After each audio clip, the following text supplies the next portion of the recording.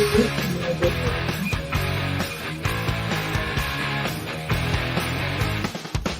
can't explain it. The things you're saying to me, it's going yeah, yeah, yeah, yeah, yeah, yeah, yeah, oh yeah. 'Cause I'm a 21st century digital boy.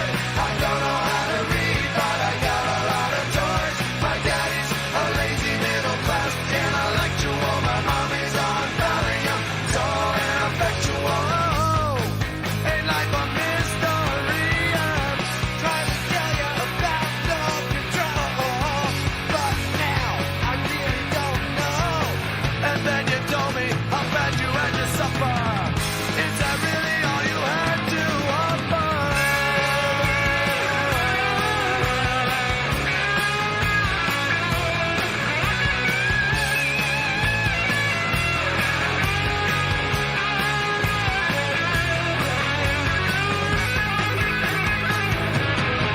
Cause I'm a 21st century digital boy. I don't know how to live, but I got a lot of toys. My daddy's a lazy middle class intellectual. My mommy's on Valium, so ineffectual. 21st century digital boy. 21st century digital boy. 21st century digital boy. Everything I want, a digital boy.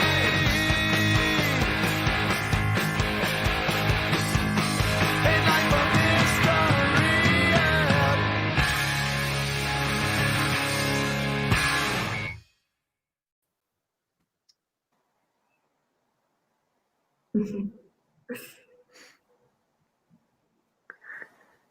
So confusing. So it was about the band. I'm sorry. You are live. Okay, can I start? Yes. Okay, everybody.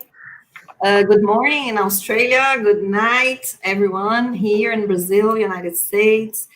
We are having a wonderful conference so far since Monday, with great researchers, great presentations, and I'm sure that the session will be like that too. So I'd like to welcome Jane Fountain and Nardine. Thank you very much for joining us today. Very nice to see you, Jane, again. I want to thank you again because we met on the first International Symposium on Digital Governance here in Brasília in 2014. And that was part of the beginning of this research network of INCT. So thank you very much for being here at the time. I'm going to say a few words about each one. So Jane Fountain is a distinguished university professor of political science and public policy, a distinguished professor in the College of Information and Computer Sciences at the University of Massachusetts, Amherst. She directs the National Center for Digital Government. Fountain was selected to the world's 100 most influential people in digital government and one of the 14 most influential academics in digital government in 2018 and 2019. Congratulations. She was named a Federal 100 awardee in 2013. She is an elected fellow and secretary of the board of directors of the National Academy of Public Administration, a former chair, vice chair, and invited member of the World Economic Forum Global Advisory Council on the Future of Government. She was a member of the American Bar Association Blue Ribbon Commission on the Future of E-Rulemaking. Professor Fountain's publications have appeared in several journals, including Public Administration Review, Behavioral Science and Policy, Governance, Communications of the ACM, Science and Public Policy, and Technology in Society. Fountain's current research is focused on institutions and digitalization, specifically on cross-boundary and emergent institutional arrangements. She has worked with and co-authored with graduate students and others in the areas of institutional development and governance related to technological change in information and communications. There's so much more to talk about her, but I'll stop here, and you can always Google her. Nardine Alnemr, I hope I'm saying your name right. Nardine is joining us from Australia. Very welcome. Nardine is a PhD candidate at the Center for Deliberative Democracy and Global Governance, University of Canberra. She researches the relations between algorithms in online communication and deliberative democracy. Her research interest also includes internet governance and digital rights. Before joining CDDGG, Nardine worked as a teaching assistant in the political science department at the British University in Egypt and worked in civil society on development programs. So that being said, I would like to invite the first speaker. We haven't agreed on who would be first. I don't know if maybe Jane? Can it be? Fine. Whatever you wish. Great, okay, thank you very much. So we'll start with Jane. She'll have 20 minutes, and then we will go to Nardine and then to our Q&A session. Thank you so much, Jane, to join us here today. It's a pleasure. I'm very happy to be here, and thank you very much for inviting me. It's great to whoever's out there listening. It's great to be with you. I'm going to share this screen, and I think this is going to bring up some slides. Okay. I'm allowing all sorts of things to happen. Okay. And, it doesn't want to. Happens sometimes. She'll come back. Maybe she needs to restart the browser so she can give permissions.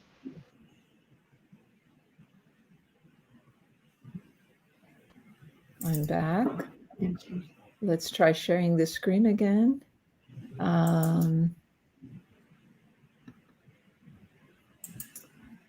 So my Firefox is blocking.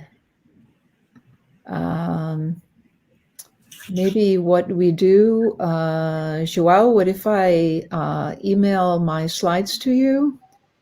Yes, Will it that would work? be perfect. Okay, okay. This won't take very long.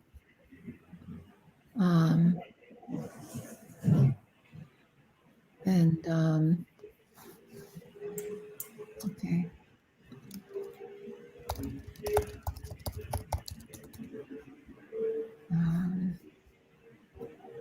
Technology always works exactly the way we want it to. I hope everyone gets that message, because of course it will be the message of my talk, that technology works perfectly all the time, and we just give ourselves over to it.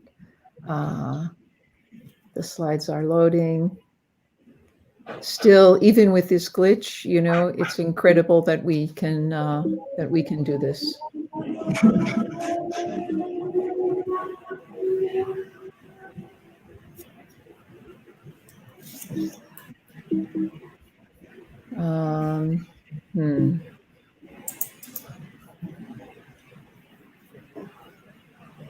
I think we should have the other talk first while I send these slides. For some reason, they're not sending. Yeah, maybe it's better. Okay, then. So Nardine, you can start, please. Sure, I hope I don't encounter the same problem because I'm using Yes. Firefox as well. Oh. Maybe there's a possibility of unlocking it or giving a permission, but I really don't know because I don't use Firefox. So Yeah. João, maybe. Did that work? Probably, yes. So, oh, okay. Oh, great. Sure. Okay, so back from the top, and let's get this started.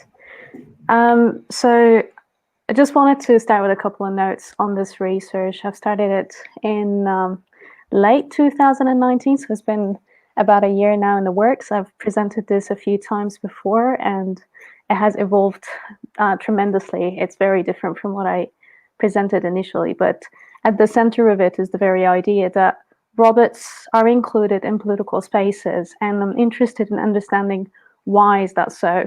What benefits, what democratic goods would robots bring, and is that something that we should actually subscribe to or contest?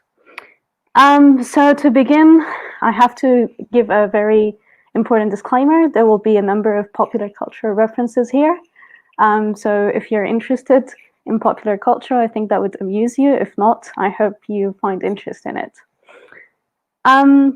Robots as alternative political actors. If we turn into popular culture and political satire particularly, we see some examples of where automated communication is satirically of some democratic or political goods. So one of my favorite examples that are related to this discussion is that the example of Black Lexa, and that was on The Daily Show with Trevor Noah in June 2020 after the Black Lives Matter. And this was basically about the merits of automating communication with a bot, a robot, that would answer people's question about why Black Lives Matter. What is racial injustice in the US? And this is pretty much to free the time of African Americans to attend to other things rather than answering very obvious questions and contestations of race relations. Whether this is something that we could automate and delegate to a chatbot or not, this is up to question, and that is exactly why I'm interested in developing this paper. The second example was from the Muppet Show in 1976, and this was quite satirical, but at the same time as a statement on how political leaders across the world, they've named examples from China to Russia, US, UK, I think there was also Iraq or another Arabic-speaking country. And the idea is that there is no need for political leaders. We could have a robot and it could be programmed to speak in the same fashion as these leaders do. So across democracies or non-democracies, there is a consistent pattern of what a leader is. And so that can be programmed. And of course, you could have this robot instead. The point here is that there's no democratic good in having a political leader. That was the ultimate idea. Pretty much the premier, the president, the leader is useless because they don't bring any change. And it might as well be done by a robot. Of course, if you've watched the skit or familiar with it, you know that the robot eventually gives up and crashes. And I guess that's also an intended pun that if political leadership is in the same monotonous robotic fashion, it will crash. So when this research started, of course, because these are very old and very recent examples, it happened when I was reflecting on this research that I've noticed that there is this idea in popular culture that robots could bring some democratic and political good. But when I initially started this research, I was quite interested in learning why is it that, you know, when you type in or when you look up and when you discuss artificial intelligence, robots, algorithms, and democracy, it's always either really optimistic or quite pessimistic. And in delving into this, there was more interesting things that were coming together to shape this. And so opinion pieces or news features, as well as actual events, where robots are justified as good political actors. And so you find on very, what I would say, influential spaces in the public sphere, such as the World Economic Forum or The Economist, and the op-eds would be discussing if it's the time to automate politicians, if robots are actually better leaders, should we give up on the very idea that humans could be entrusted with democracy? And in some research across Europe, Rubio and Lastra and Anadon found that 25 of Europeans do not mind if algorithmic and artificial intelligence take over decision-making in the country, even to the position of government and leadership.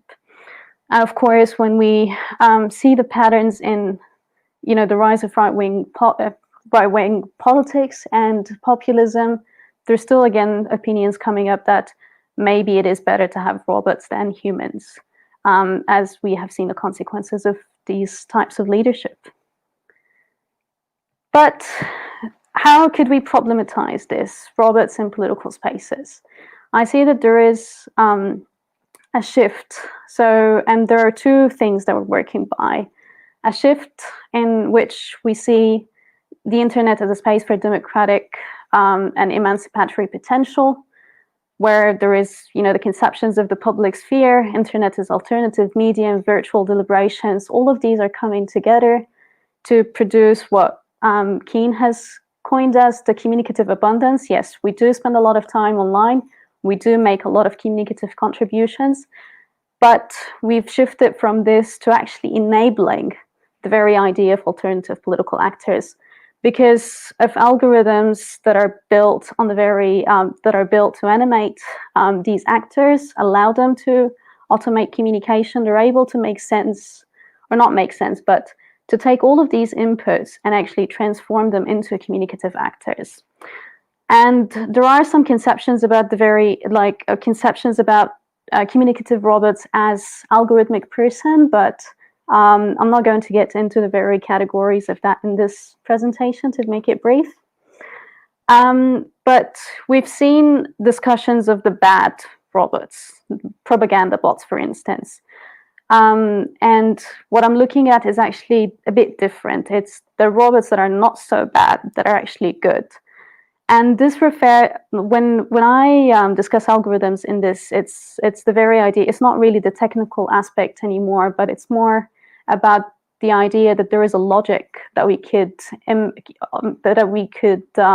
create for social and political problems that we could then build into a digital device or being and or a creation, and then that could be automated. It have some sense of autonomy in the technical and social sense.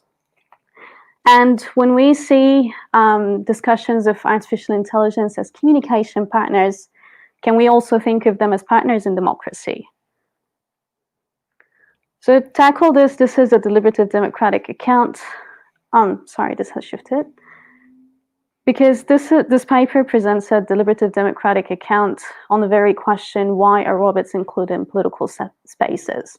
Deliberative democracy is really concerned with communication, as you all know. And it's about inclusivity, authenticity, consequentiality of deliberation, which is very pillared in the idea that communication is intersubjective, democracy is intersubjective. But if the subject here is not humans, as we're used to it, is it possible to stretch that and include robots, to understand why robots are included in political spaces? And I think that's possible by looking at the concept of deliberative agency. It's been previously discussed in the literature as empowering, like how deliberative agency is empowering. But I'm here using it in the sense of trying to understand the power that comes with inclusion of robots in political spaces, particularly robots as a performance, and a performance of one particular actor, that is businesses. In the literature, there has been discussions of artificial intelligence and robots in democracies and non-democracies. For example, the impact of autonomous weapons on democracies. And this is good, like it looks at robots versus and democracy, but this is not concerned with communicative robots. So because communicative robots kind of bridge a gap between a killer machine and a machine that is more like a human, that speaks like a human, that somehow you could arguably say thinks like a human. So how can we resolve this ontological break? And I think the concept of technological animism is relevant. So in here, we think about robots as a way to reflect or project what it means to be human. But it also is about understanding the cultural construction of agency and personhood. If we take this and be less concerned about what it means to be human and the construction of agency and personhood in democracy, so what it means to be democratic or a democratic leader, and then at the same time, what is the construction of a good leadership, using the example of projecting on robots. And robots have also been the perfect tool for imagining solutions to perceived social problems. So again, this is where the idea of animism, of projection on robots, comes in very helpful. So this is different from other literature that looks at communicative robots in the sense of ethical obligations of robots in social and social settings. And it's also different from looking at whether and when robots have some moral and legal rights. This is more concerned about why are they included in political spaces, are the are the reasons for their inclusion based on the democratic and political good they bring justified or not? So in looking at deliberative agency, there is a scrutiny of businesses again, as has been done with killer robots in democracies, and in the role in shaping reasons in these political spaces. And so deliberative agency here is concerned with three aspects: performances in the public sphere, political justifications, and publicity. So to understand this, I looked at 18 news updates, interviews, videos, and op-eds about and by alternative political actors by these robots. At the center of this discussion is three particular robots because they have taken stage and have imposed themselves on some political spaces.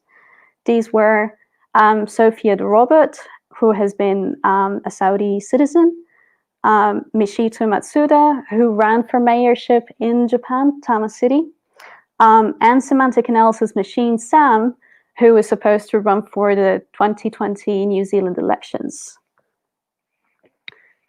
So when we look at performances, the first aspect of deliberative agency, and when we think about technological animism in mind, that is the construction of agency and personhood, we find that robots are there to disrupt the style of speech and action to what is usually, to how performances are usually done by humans. It is not rational and disciplined, and it's not also emotional and effective. It's something else, something disruptive to these ideas. And it also involves the negation of some aspects of performances. So the very idea that we could use it to project what we lack in performances on robots and find out what is desirable is not quite there, because they're also trying to make something different. So what do these performances look like? When it comes to Sophia, it's very interesting. She's not a political leader per se, but it is in the undertones. So when the year started in 2020, Sophia came out, well, Hanson Robotics, the company that created Sophia, came out with a promotional video that was titled Sophia 2020, a bit like political campaigns. But previously, we have seen Sophia being promoted as a speaker for women's rights. And that is quite problematic, because if this is a projection of what's desirable, then Sophia is modeled after the face of Audrey Hepburn and Hanson's wife, David Hanson, the creator. And so that imposes this idea and reinforces racial superiority, that to be an acceptable leader and a speaker for women's rights, you need to look a certain way. But, and that also has implications, because as a Saudi citizen, that aggravates racial bias in the society itself. But the extent to which Sophia is actually important to Saudi society is questionable. As a Saudi citizen, Sophia has been interested in contentious issues. So that's, again, another performance in which she tweeted when the journalist Jamal Khashoggi was disappeared at the time. And it was interesting, and it's disruptive in the sense that, has it been a human flesh and blood Saudi citizen, they would have been under scrutiny. Whereas for Sophia, she kind of evades that, being a robot. So the kind of prosecution or bullying or digital harassment, etc., does not really come in. And we see some interesting interactions to this tweet where people say, oh, you're a speaker now for human rights in Saudi Arabia, or please don't do that. Please take this tweet back. They might do the same to you. And that was kind of an interesting interaction. But again, it's disruptive. It's not what you would expect in terms of the rational and disciplined, or the emotional and effective. And at the same time, it's disruptive because, is Sophia a global figure? And Sophia has been awarded the UN first ever UNDP Innovation Champion for Asia and the Pacific, and she's been seen in different spaces in which she speaks to an audience on her visions for sustainable development goals in this region. Moving on to Michito Matsuda, performances were disruptive in the sense of the non-human appearance. However, it was quite traditional in how political campaigns were done in Tama City.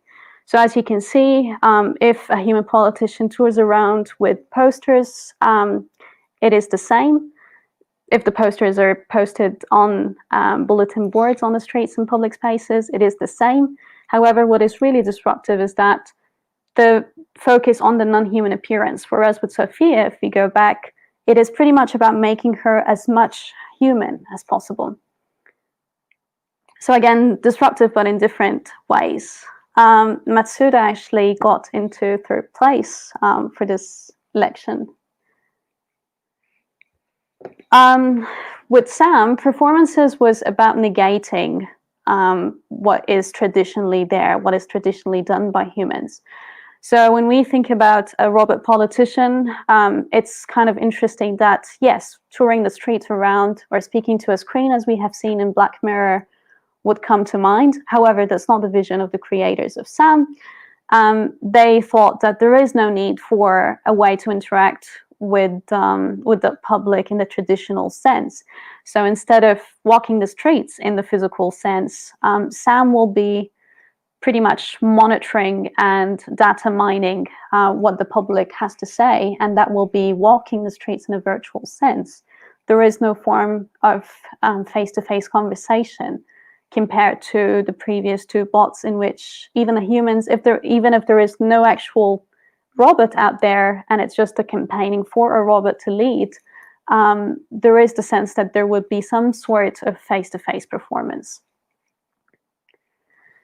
When it comes to justification, I found two justifications which were quite interesting. The first one is that there are technological remedies for the democratic deficit. And as you can see from this article, to hell with Democrats and Republicans, vote AI in 2020, the robot versus Trump. And that kept coming up a few times. So robots as alternative to traditional politics, particularly a reaction to populism and right-wing politics. And the kind of merits that are named are around emotions and the algorithmic capabilities, analytics. So with emotions, there are few nuances there. It's not just that no emotions is good, but the emotions are seen as a factor that contributes to the problems of irrational decision-making, to greed and corruption. So these illnesses or these deficits are seen as attributable to emotions. Algorithmic analysis of the public sentiment involves an unavoidable bias. So that's the kind of contrast that Sam comes from. That as a robot, yes, of course, you can't develop emotions. We don't want to program a robot that develops emotions and acts upon emotions that we program. However, they want the robot to reflect the public sentiment. So they want to do sentiment analysis of the public and build this in the decisions and build that in the algorithm of Sam to make decisions. And it's interesting, their problem here is not emotions in itself, but the lack of transparency around what informs bias. Carpio, on the other hand, says that the affective and emotive aspects are important of political leadership, vision, and beliefs, that these aspects come from emotions, whereas information and analysis and communication can be automated. So we see a few differences here, but again, it's all attributable to the very idea that robots do not come with emotions.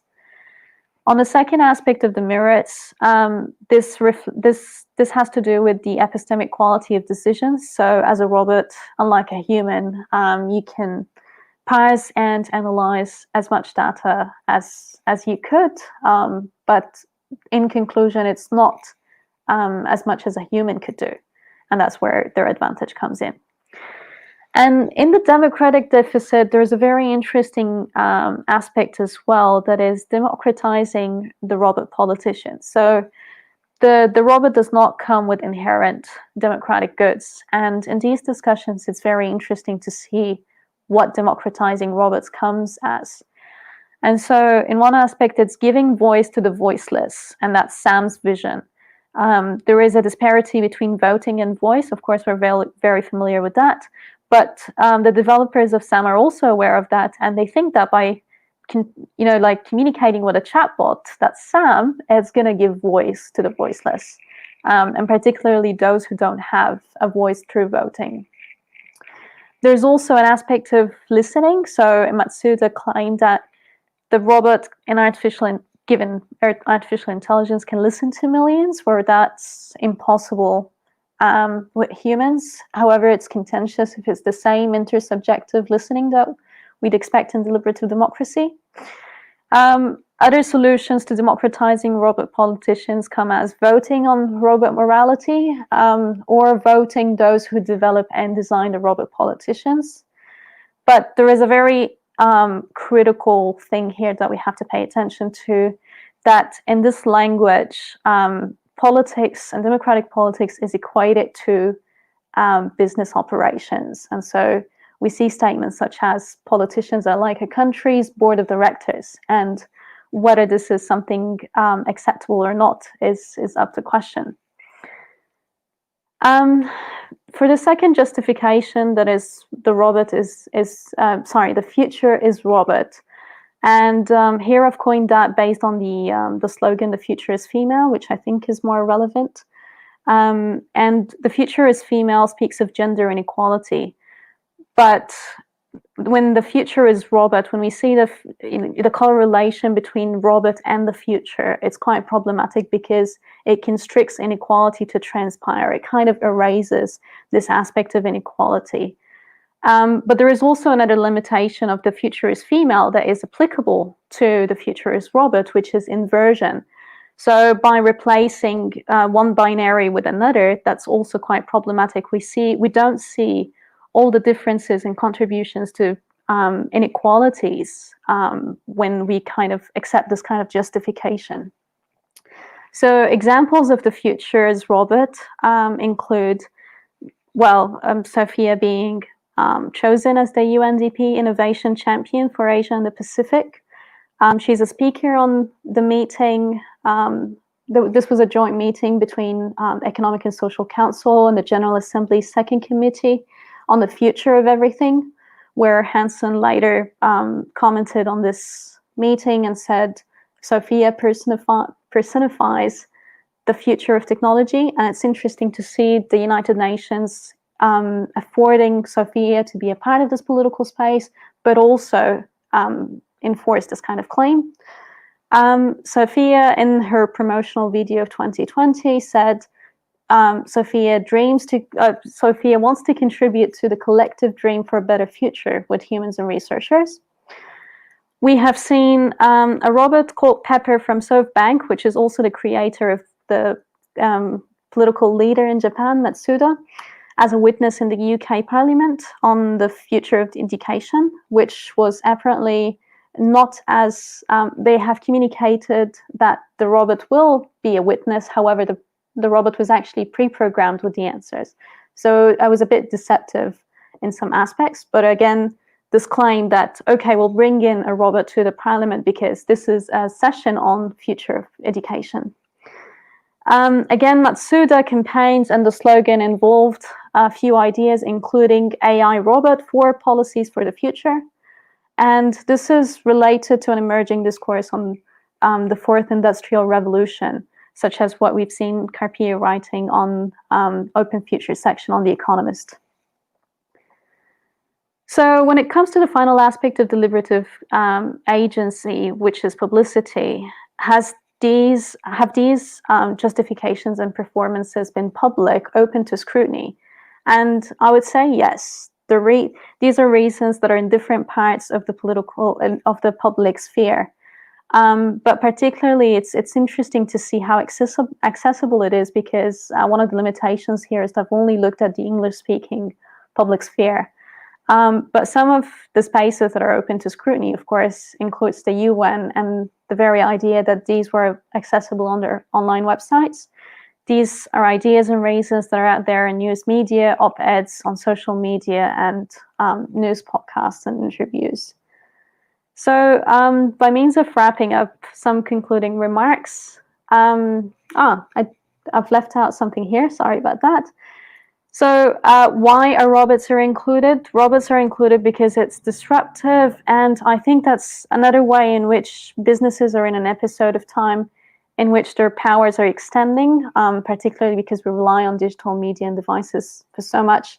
And so this is an opportunity to also craft what democratic politics look like and mean.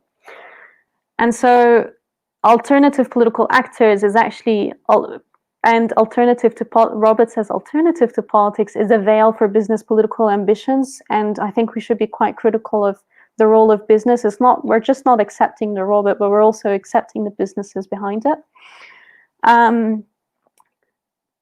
Businesses, by the merit of including robots in these political spaces, not only change what we think is desirable, but also change the language from morality and justice in politics to politics of business operations. And finally, these alternatives are actually trapped in the deficits of representative democracy, so they don't bring any new imaginations of democratic opportunities beyond fixing the deficits of representative democracy. Thank you.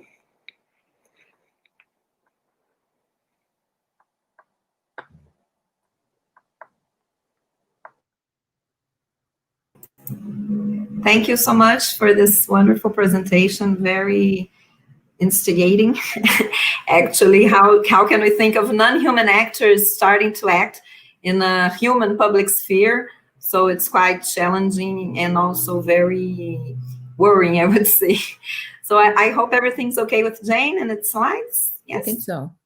Can we start then? Yes. Okay, thank you. All right, thank you. This talk is going to be less a kind of scholarly paper, but ranging over a variety of different and connected topics to try to place a number of different issues and to bring them into conversation with one another. So I advance the slide. Aha. I'm not going to read through everything on every slide, so in some cases I'll just move through them quickly. In studies of social implications of technology, ethics of technology, and this area called the unfortunate name FAT, Fairness and Accountability and Transparency in Computing, I think those don't go far enough and don't really understand the political and the policy spaces as well as they need to, given the fact that so many technologies, and for the purpose of this talk and this area of study that I've engaged in, things that are so embedded in people's daily lives and decisions. At the same time, continuing our critique of business here in this session, the notion that IT or innovators should fail fast and break things is not acceptable for many areas of AI, particularly when applications and technologies are very readily put out into the public and into society. So we wouldn't take self-driving cars and put them on roads, hopefully, before they are ready for that. Similarly, we should not be putting out risk analysis software if it's not ready for prime time, for example. And so the tech backlash, at least in the United States, is coming in part from this sort of lack of trust and increasing unease and anger toward these broken technologies that are still sort of out there producing externalities.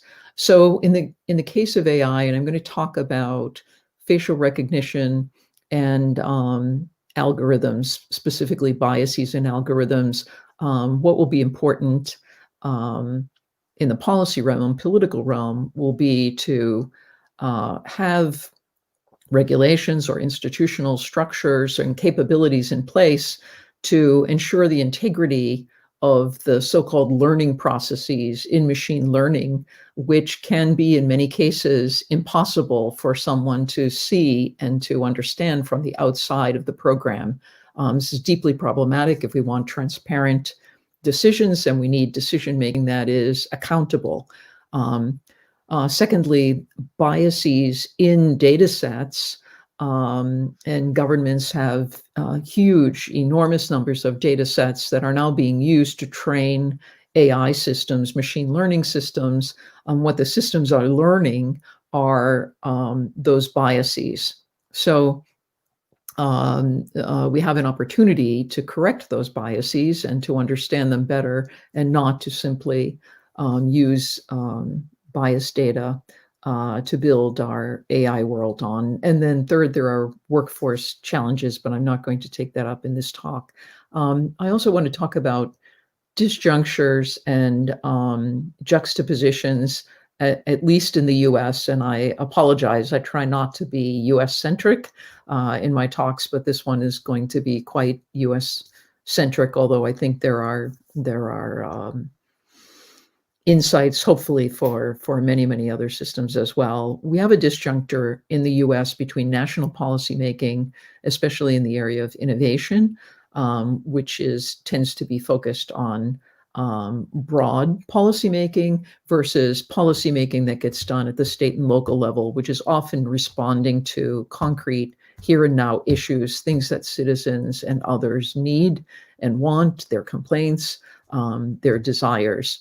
In a federalist system that works perfectly, you would have this perfect alignment and distribution across these levels, but we don't see that, particularly in the cases of AI that are coming up. Next slide. Thank you for advancing these. These are just going to be 2 slides on the US top level national IT research and development for AI structures, the ecosystem, so to speak. We're not going to walk all the way through these. What I want you to see is that there are many organizations. These are all at the federal level, and they're not all of them involved.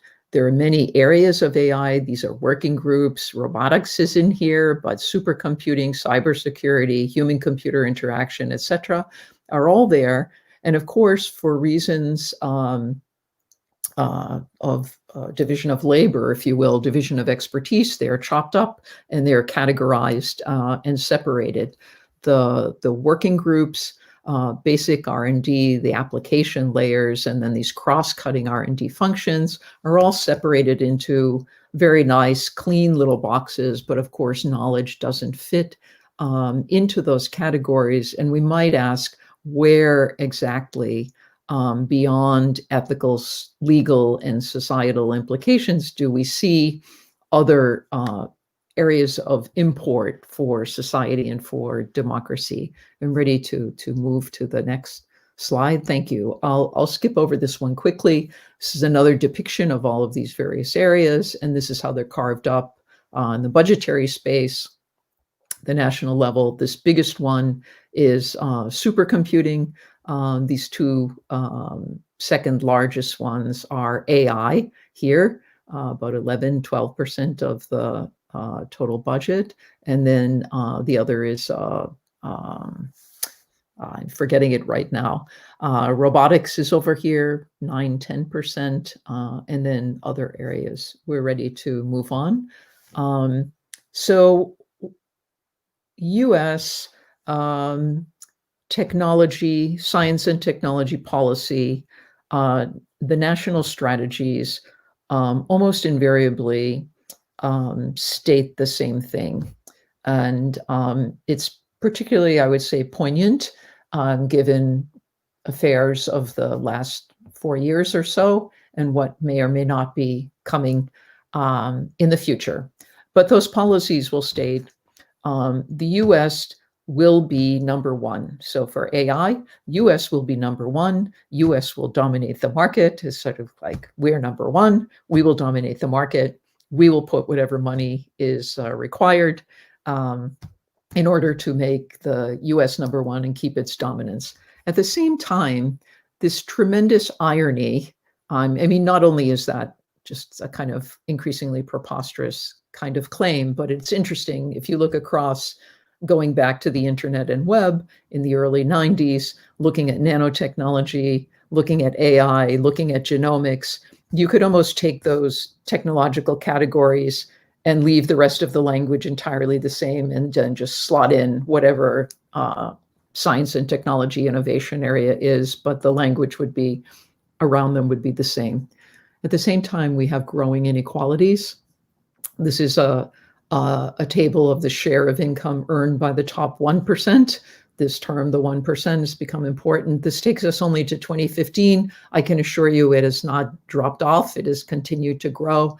The US is the worst offender in this regard, but you see other countries here, the UK and Canada, and then to a lesser extent, Germany, also with increasing shares of income by the top 1%. So the broad takeaway is the information society is not leading to this greater equality, greater democracy, greater ability of people to exercise their voice.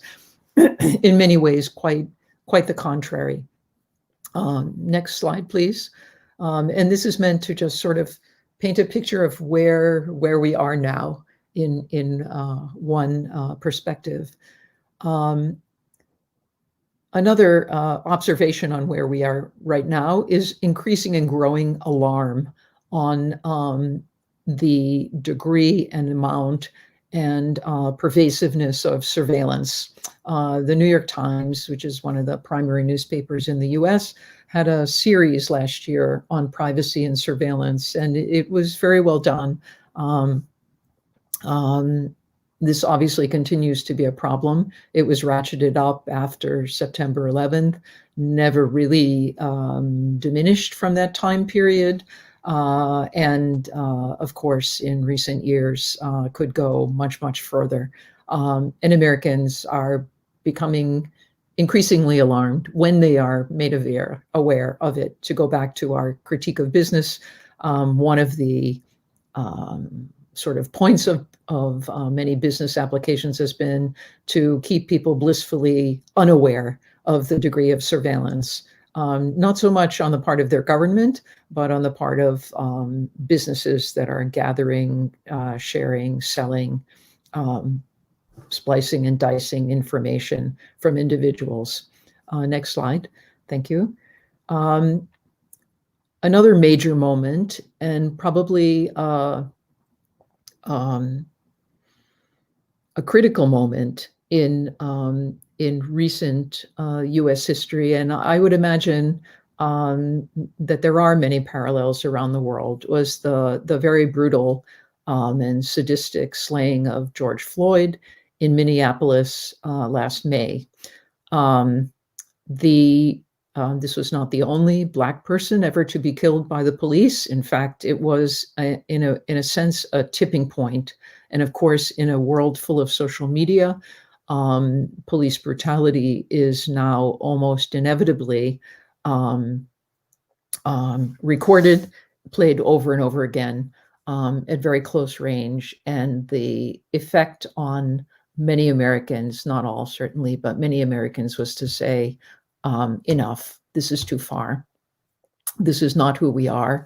The Black Lives Matter movement, which existed before this killing, but partly, greatly in response to police brutality and police killings of Black men and women.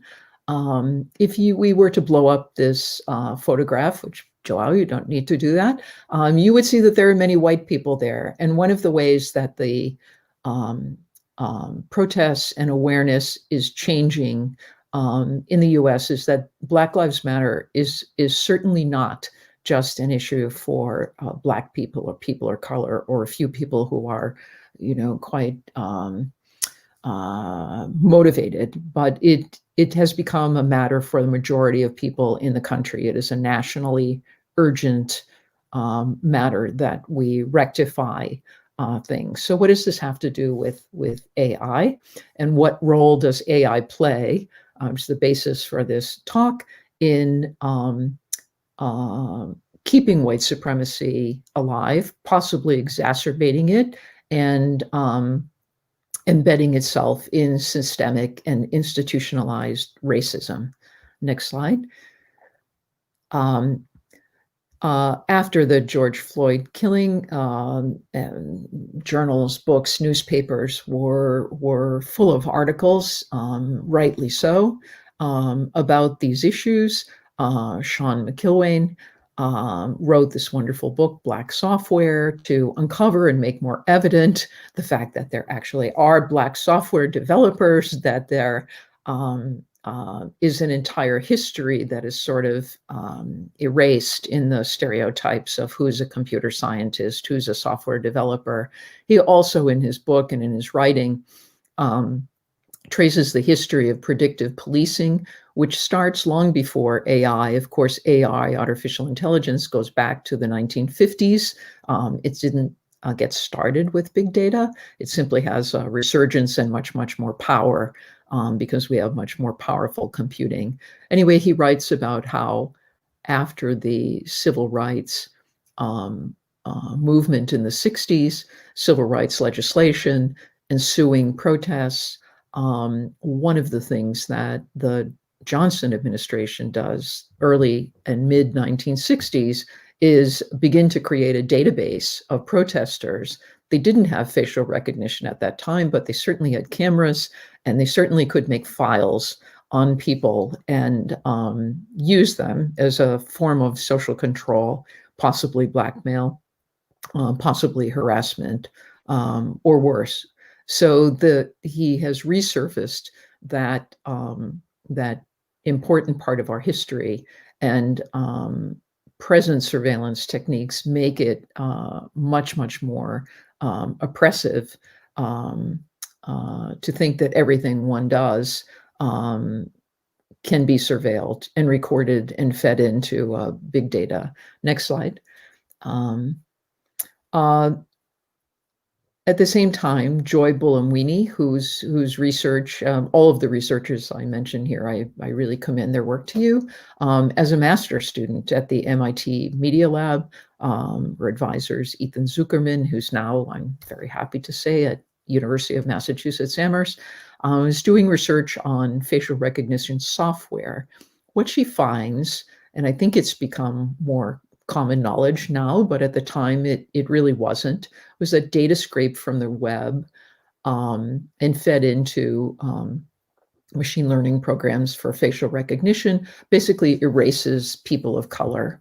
And that when you add intersectionality, gender plus race, the facial recognition programs are even more problematic, meaning error prone, inaccurate. But at the same time, this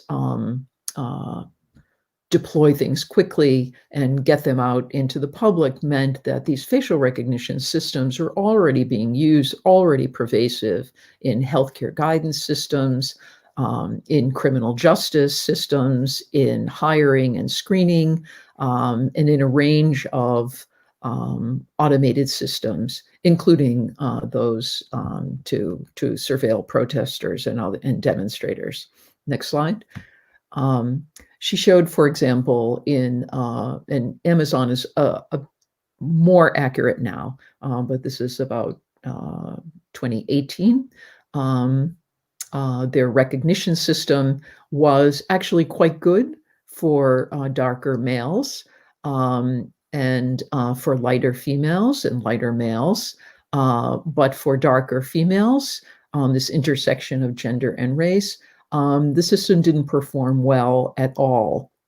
And even if one was studying, as I did, AI systems in the 1980s, one of the problems with them is that an AI system doesn't know when it's reached the edge of its capabilities, so they don't degrade gracefully. They sort of fall off a cliff, and you sort of see that here. The system doesn't know what to do with these faces, and you would think it would be pretty simple to build a better system, but until a tremendous amount of visibility was brought to this area, excuse me, these systems would not have budged.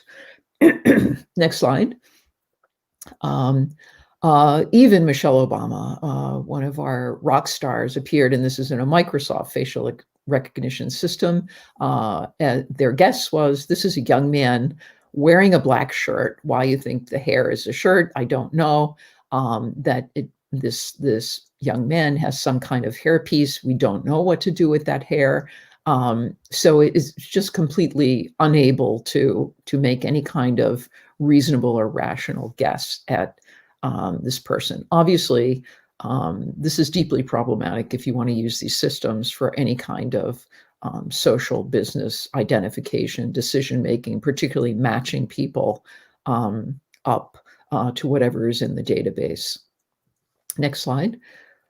At the same time, these facial recognition systems, with all of their flaws, and even if they were perfect, this would be a problem, begun to be used against the poor, or to surveil the poor, or to be part of the ambient background of the poor in the US. So in public housing, this is a specific case from Detroit, one of the poorest cities in the US.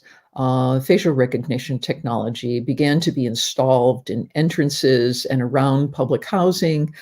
So you could see when people were there, let's say someone was collecting disability and they say they have a back problem, but the system sees them walking around, the system sees them going out and coming back and can trace their movements. Or someone says, I live alone, but you can see more than one person going into a unit, etc. Or all sorts of invasive problems with this use. It did prompt quite a backlash. Next slide. I'll be moving through these pretty quickly. Similar, as part of this system, was something called Project Greenlight in Detroit, meant to fight crime. You can see the dashboard. This would be at the police station, and it sort of looks like something the military might use, or a logistics dashboard in a city if you're watching traffic. It's made by Motorola. And this, again, is taking this problematic racial bias in facial recognition, if you want to call it bias, and it's being deployed in a city that is majority African American, and making all sorts of decisions, supposedly to reduce crime, to increase safety, to help the city. This was deeply alarming that this would start to become a part of what some people have called smart cities. But you only are finding these in places where many people are poor and there are people of color. Next slide.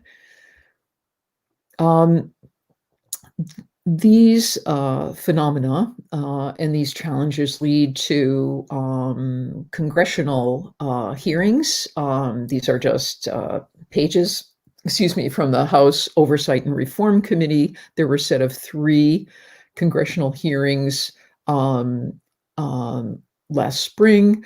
A GAO report from 2016 actually was still being used in the kind of hearings and dialogue around the FBI's use of these systems. So you have the FBI using facial recognition systems that don't work very well to match up people they bring in with the crime database, and then making highly consequential decisions about whether someone will be arrested, whether they are presumed to be this person who's committed lots of crimes, when in fact that may not at all be true.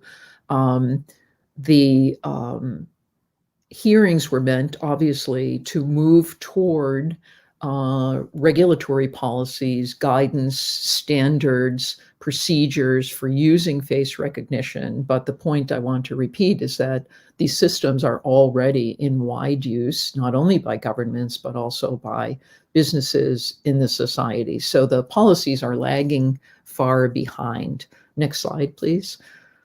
It's just a cover from a report from the Georgetown Law School showing that some of the faces and photos in these databases, facial recognition databases, are composites. They're actually, or they're faces of film stars, or they're just, when you actually looked at the data in the database, It was so shoddy and poorly put together, without quality standards, without criteria for what should be in, what should be out. It was really in a primitive state, and yet being used, again, for deeply consequential decisions. Next slide.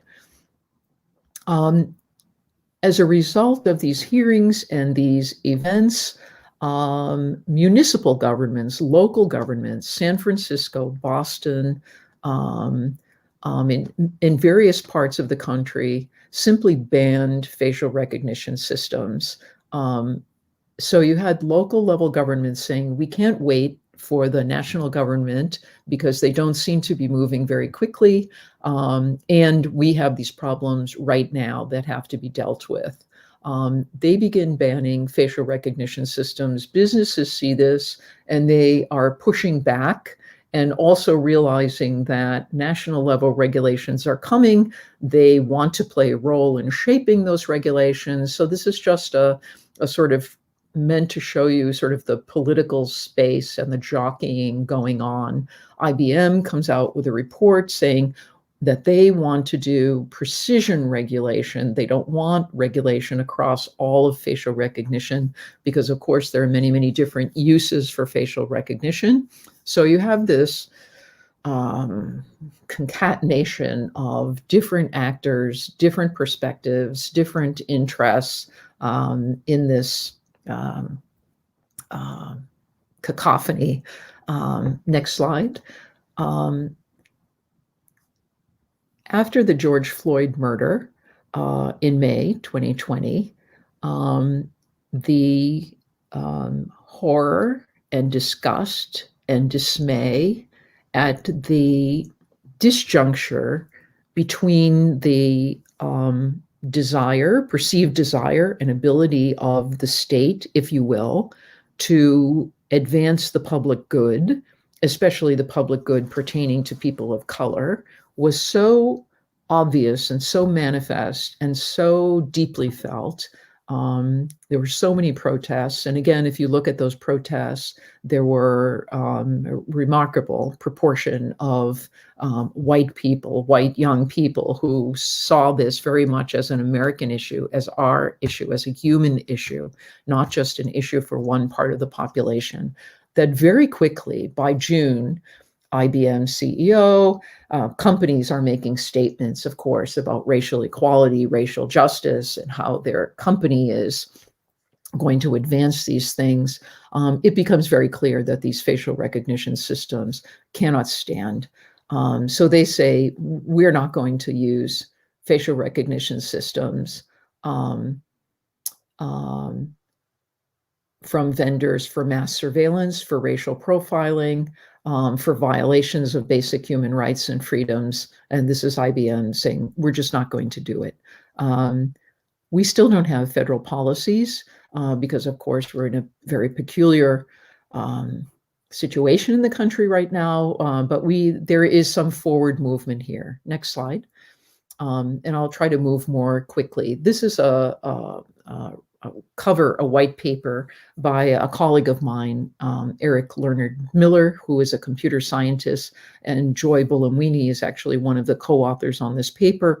And their argument is that we actually need a federal office, something like the Food and Drug Administration, which is responsible for regulating medical devices, regulating pharmaceuticals, regulating new medical techniques. We don't just allow people to start operating in a new way medically and using new pharmaceuticals without extensive testing. We have very well elaborated processes for doing that. We don't have any of that in the IT space, in part because in the early 90s, when the internet and web were new, there was a desire, and this is also part of US S&T policy, to simply let the innovation run uninhibited so that you could make as many advances as possible. And so now we face a task of reining these things in and trying to develop a policy structure around them. Next slide, please. I'll skip over this quickly, except to say this comes from a very a wonderful Brookings report and set of studies on automation and artificial intelligence. And what you see here is a look at every county in the United States. So all of those tiny little colors are within states, and then counties within states with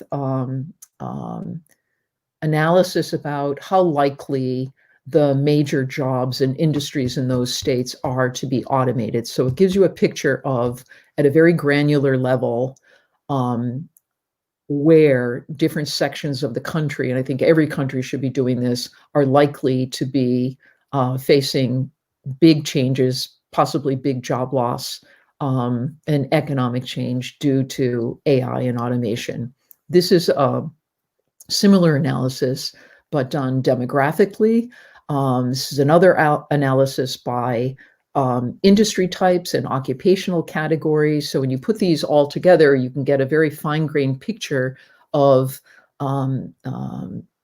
people, demographics, geolocation, and different types of occupations, instead of just saying AI is going to take all of our jobs and you kind of throw up your hands and be very afraid.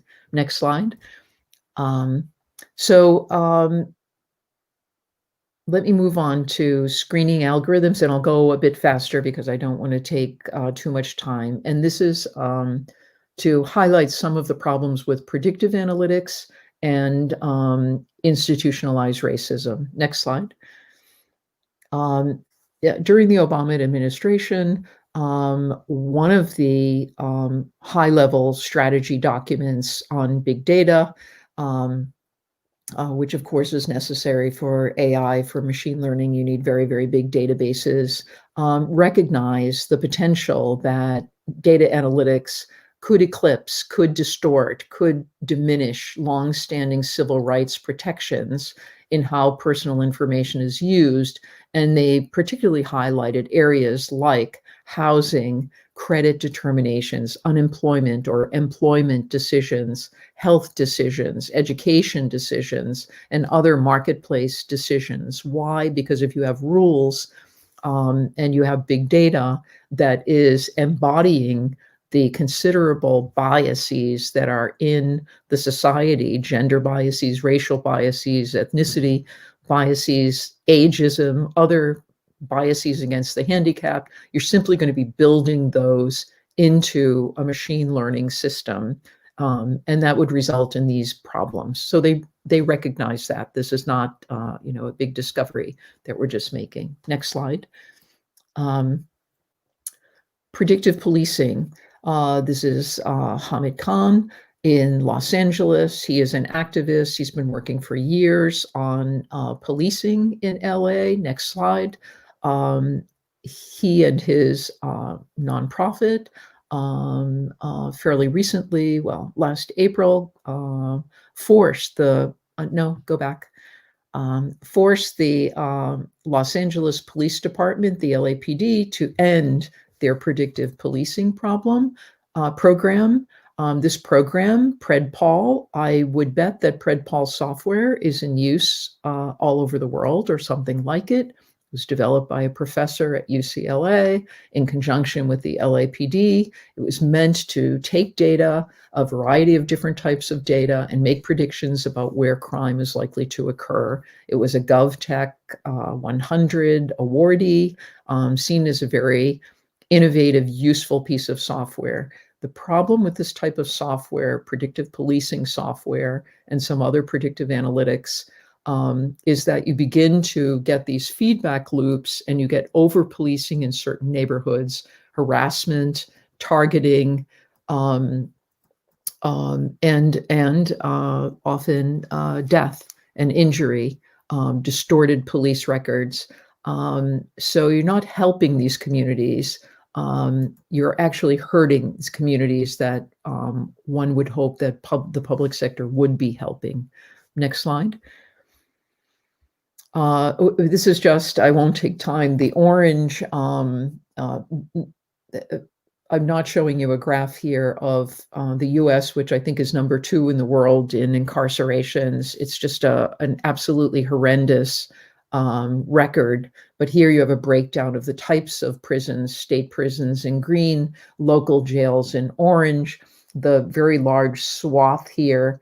And local jails are pre-detention, pre-trial detentions. These are people who have not been convicted of anything, but a decision-making process that used to be human, but that many people would like to automate, has deemed people either too dangerous or unlikely to show up for their court case.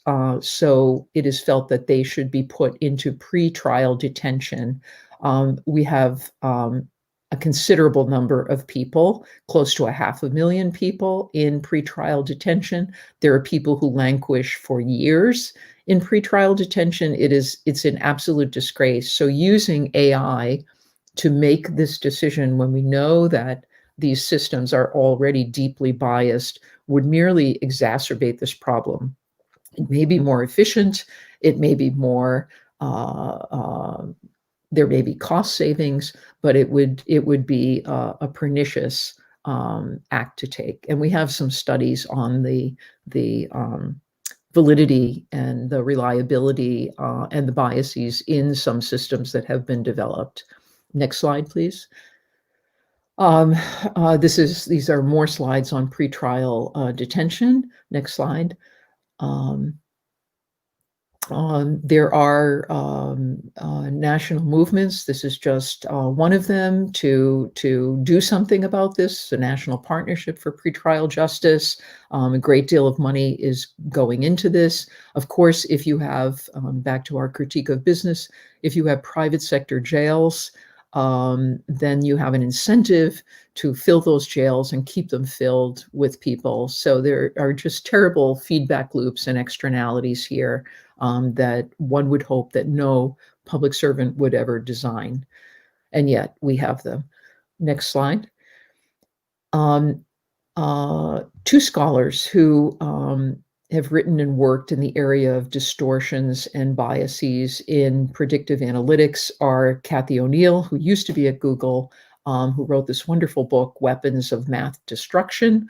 Her criteria for a weapon of math destruction is an algorithm or an algorithmic tool which is opaque, meaning you cannot look into it and see what the rules are, because machine learning means that the rules are changing as the program learns based on its data and the data it's acquiring. So you have no accountability in a system like that. They are unregulated. They are difficult to contest. What are you arguing against? On what basis? And who are you arguing against? And they are scalable, meaning they can be used to affect very large populations. Next slide. Another researcher, sociologist, Virginia Eubanks. I'm assuming many of you know this work. If you don't, I commend it to you. Her wonderful book, Automating Inequality. Not all of the systems she studied are AI systems. Some are just plain old decision support systems, but the rules in them are written in such a way that just like a robot, there would be no human feeling about throwing someone off of welfare or disability if they failed to meet some, let's say they filed something late, or their application was not filled out properly, or the system merely is throwing these people out. These systems do allow states to save a lot of money. They can replace humans. They can also be adjuncts to human decision makers. But there are some horrendous results from these systems, and it can be very, very difficult to then go in and make corrections, or for a person to even understand what it is they should do to rectify the matter. Next slide. So what can we do about all of this? Next slide. There are as you might imagine, there are experts working on these things. There are groups that are mobilizing. One is an organization at New York University, NYU, called AI Now. Many of the people there are ex-Google employees, by the way, not all. And I'll just read you this one quote by their co-founder, who says, "Just as you wouldn't trust a judge to build a deep neural network, we should stop assuming that an engineering degree is sufficient to make complex decisions in domains like criminal justice. Why would you allow computer scientists, computer engineers to design systems to make decisions about highly complex human and social matters that are highly consequential to people?" AI Now calls for no black box AI and algorithmic systems. This presents quite a conundrum because there are some machine learning tools that are, by their very nature, black box. You simply cannot unpack them. They also call for an end to unreviewed or unvalidated use of pre-trained models, that AI systems would have to be licensed by public agencies, that agencies should not be just going out buying these systems from vendors when they don't know how they work or what results they are going to create, and that there are serious legal concerns here, constitutional rights, due process concerns, and an inability to audit and review these systems to meet even basic public policy accountability standards. Next slide. And the Tallinn Digital Summit, Tallinn, Estonia, this is from 2018, goes even further and says, this is the second bullet point, that what, for the public good, what we should be trying to do is get not only a regulatory system in place that provides accountability and transparency, but that to push forward to develop the potential to use algorithms as a counterweight to human discrimination and biases. So don't simply encode human biases, but let's figure out how we write algorithms that will be fair, that will be just, that will embody the things that we want the state at its very best and public servants at their very best to be able to do. I don't know whether we will be able to achieve that or not, but it's certainly a worthy goal. Next slide, and this is the last slide. Finally, as you might expect, in many different countries, people are beginning to develop and to call for algorithmic impact assessments. You can find some on GitHub. For example, the Government of Canada has some on there. There are papers on how to develop, what the criteria would be, what the methods would be to develop algorithmic impact assessments. And so we are sort of emerging and growing a regulatory and policy environment around facial recognition, around algorithmic decision-making, but the lag and the paradoxes and contradictions among different levels of government, different parts of governments are highly manifest. So with that, thank you.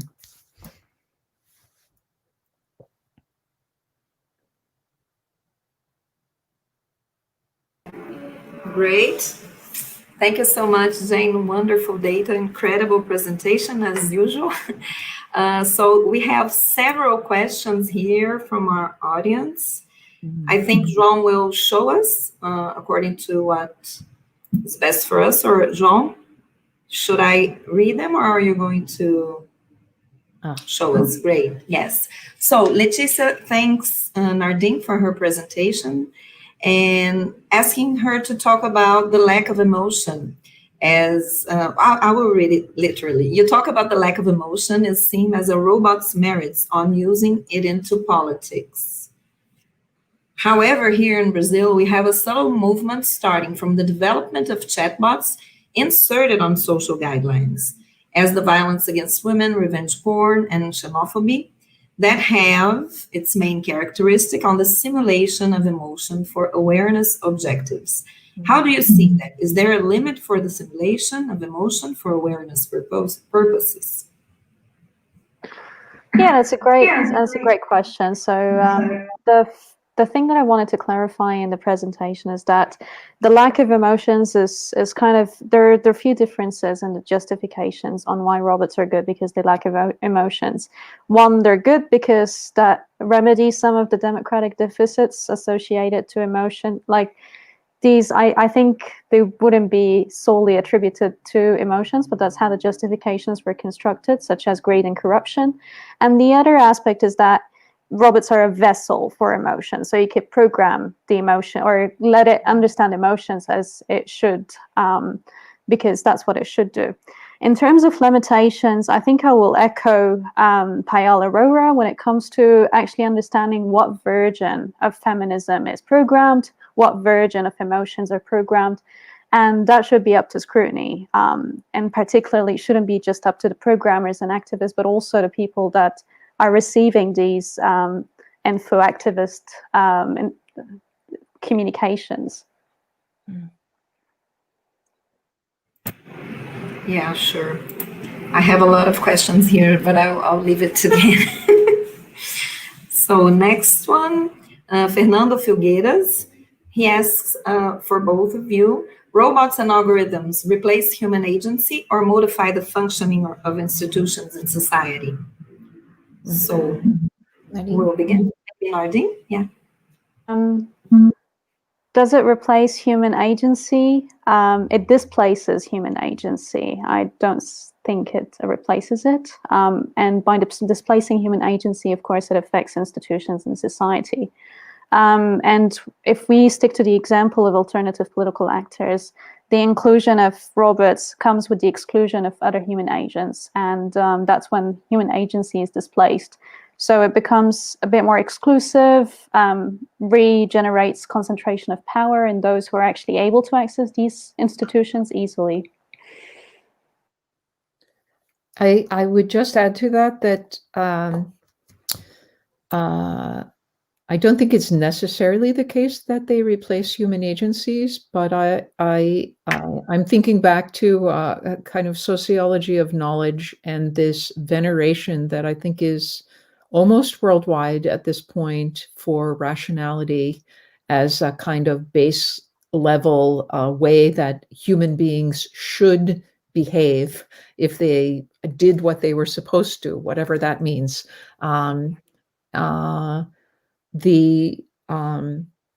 And so that leads to, even when robots or algorithms are used as augmentation or as a tool that humans are using, it's too easy for the humans to simply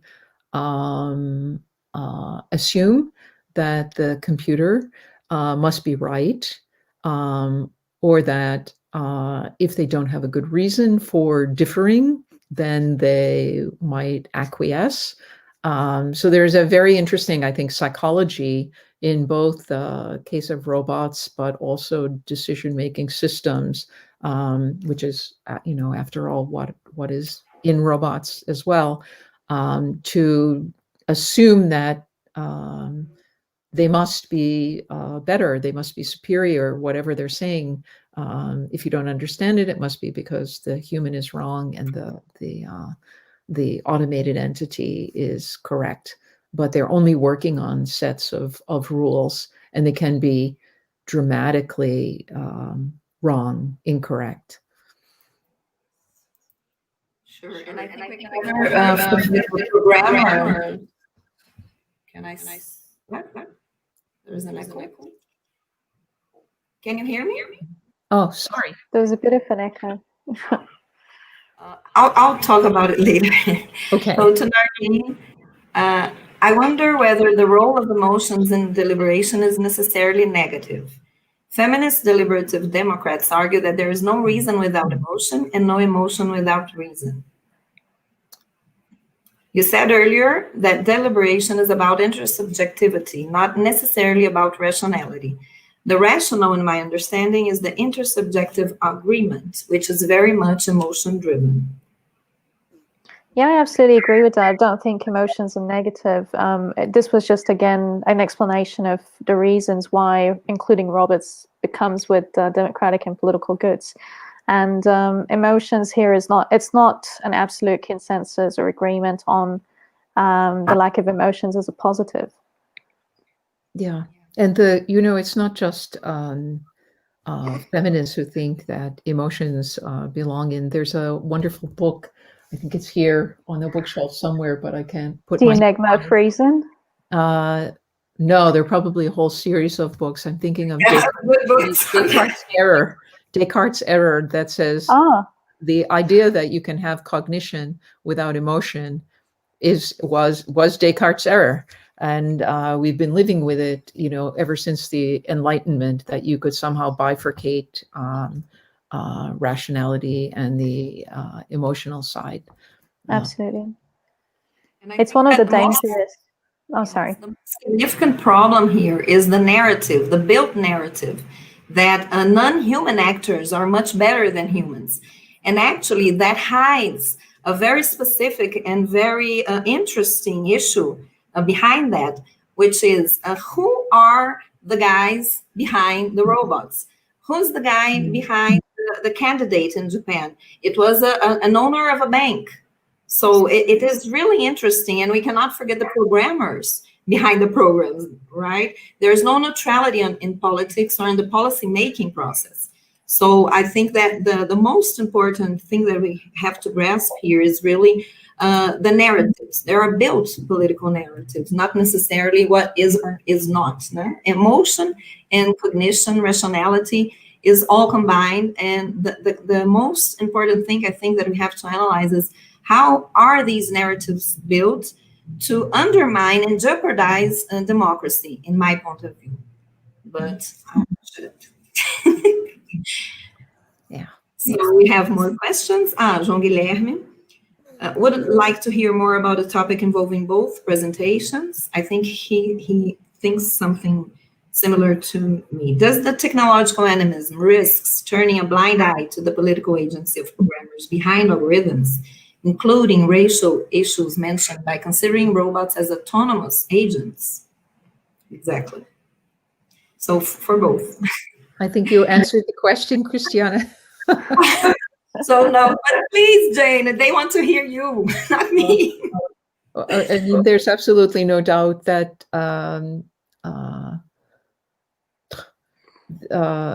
someone just writing a logic program without an understanding of the context or the substantive area that they're writing for really has no idea what they're doing. And so many in the public sector, so many decision support systems, if you will, are borrowed from banking or borrowed and then exported to a government agency from some business setting. So they're repurposed because the businesses are looking for new markets, and they can always get government agencies to buy this stuff.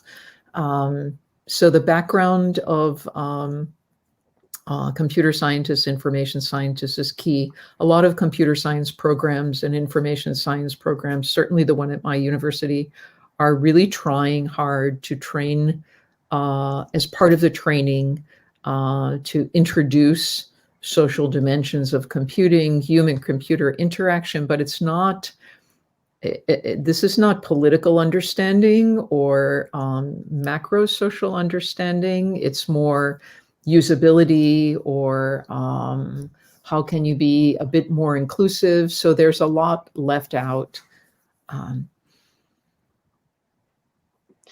Yeah, on technological animism, I think it explains one part of algorithms and robots. That's basically what is a good decision maker in the sense, and it's not really good. It's about efficient, about getting as much data, making use of as much data as possible, etc. So in the case of robots, this is about projecting what's a desirable political leader or political citizen of the world, as in the case of Sophia. But at the same time, what comes in animism, like this is borrowed on the religious belief, a soul to a non-human thing. be it nature or the robots.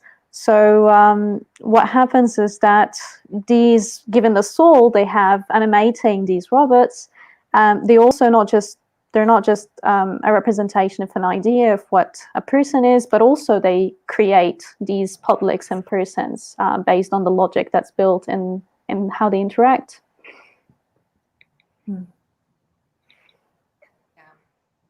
So there are several questions, a lot of them actually, but we will, can you each one answer one more? Sure. Or would that be an abuse? No? Okay. So the last question to Nardine. I like the way you bring robots to the discussion of deliberation because it overcomes a restricted view of the meaning of intersubjectivity. Should algorithms be investigated as arguments themselves, or do you see them as sources of argumentative building? In other words, can one challenge the claim of validity of an algorithm? Yes, if we think of algorithms, if it's not just about the specific technical aspects of it, but the overarching logic of why this was built, then yes, these are arguments that should be scrutinized. They should be also scrutinized at two fronts, one of why and how they were created, but also what is the actual logic itself. Okay, and for Jane? Professor Fountain, there's any good examples of studies using big data to improve public policy development that you could share with us? Thank you all for this amazing presentation. Yes, there are. In fact, when I work with my students, sometimes I spend so much time on the problems that when I finally give them something to read on what AI can do that is beneficial, they breathe a great sigh of relief. So, for example, the use of machine learning, there is a nonprofit called Benefits Guarantee Trust, and it takes all of the unclaimed money, apparently this is millions and millions of dollars each year from the federal government, particular programs, and makes it available to people in need. I'm oversimplifying. They want to use machine learning just as an optimization problem to solve the optimization problem of how can they help the most people in the most ways. And so you can use machine learning to do that. Machine learning can also be used to help farmers there are cases of institutes in Latin America, in Colombia specifically, and in Africa that not only are using temperature, but also analysis of various types of soils, of rainfall, of many, many other variables, more than most people would be able to use to make their decision to help farmers and planters get, again, maximum productivity out of their land. So again, I think of these as optimization, very complex optimization problems that AI is helping people with. There is also the ability to make connections in big data that are not apparent. So, for example, there are some predictive models using big data that give early warning of conflicts based on climactic and weather changes, say droughts, or could be flooding, but usually it's droughts because that's going to lead to hunger, that's going to lead to conflicts over food. So there are lots of very important and quite useful roles for AI, not to mention just in routine standard calculations and decisions that have to be made, paper processing, etc., where a machine could do it. And as we, are able to automate more things, we are using that automation in healthcare and medical. And then I'll stop because I realize this is long. Facial recognition, for example, can detect some medical problems even before humans or other tests that we've developed would be able to see them and detect them. So that and other areas of AI, mostly pattern, really enormous amounts of data doing pattern recognition, are able to be quite helpful. But I think in areas of society where we are thinking about giving someone the benefit of the doubt, or giving someone another chance, or trying to be more inclusive, even when it is inefficient to do so. And these other things that we do that are, in some sense, you could say, are not rational, are areas where it may be possible to build such systems. I can imagine that we can do it, but we're not doing it yet.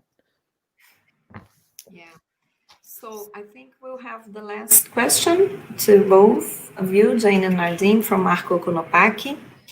I think both could answer because it's a very interesting question related to collective intelligence, which is a very hot topic nowadays. So how can we use collective intelligence to build better public policies, better governments?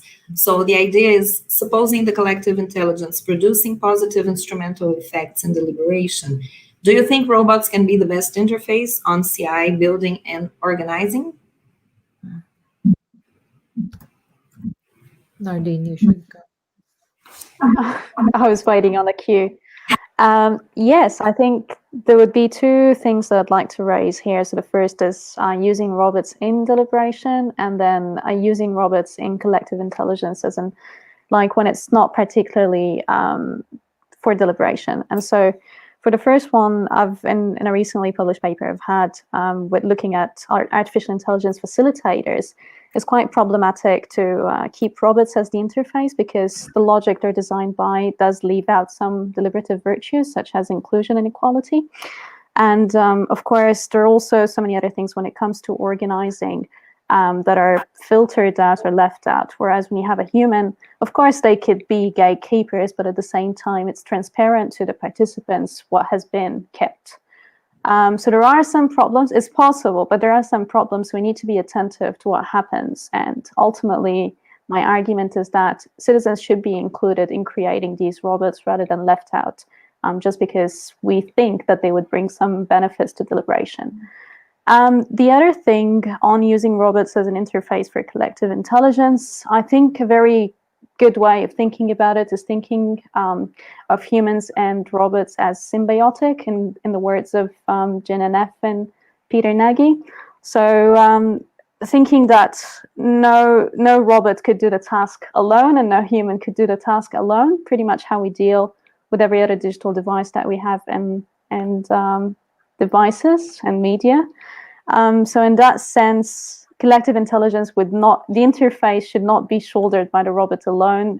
Humans should be also part of this interface, be it in creating it or monitoring it, or in ensuring that it's transparent and accessible, and so many other ways that I haven't thought about, but this is what I could come up with for answering this question. Great, thank you so much. Jane? I would just say, I would like to just say I agree with Nardine. I'm always afraid of the how shall I classify them? The problematic parts of collective intelligence, herd behavior, groupthink, other times when society seems to not be making good decisions at all. So the idea that just because we have more people involved, we get better decisions isn't always true, but there should be ways that we could set up criteria to try to be attentive to when that might or might not be happening. Yes, perfect. So thank you so much, both of you. I think we had a wonderful presentation and discussion. I don't know if you want to say a few last words of goodbye or something like that. I would just want to thank you very much. Hope to see you presentially soon in Salvador. The next conference, we have an annual conference, so everybody's very sad this year that we cannot meet, but hopefully next year everything will be different. Yes. Yes. Yes. Yes. Okay. Thank you, Christiana, Ricardo, for the invitation, and Wilson and Joa for all of your efforts. It's been great today. Thank you, and throughout the conference. Yes, I would echo that. It's there's so much creativity and tremendous intellectual vitality in Brazil, in your organization. So it's been a pleasure just sharing and being in the community for a little while with you. Great. Okay. Thank you so much. Thank you. Thank Good night, you. everyone. Thank you for the audience. Bye-bye. Bye.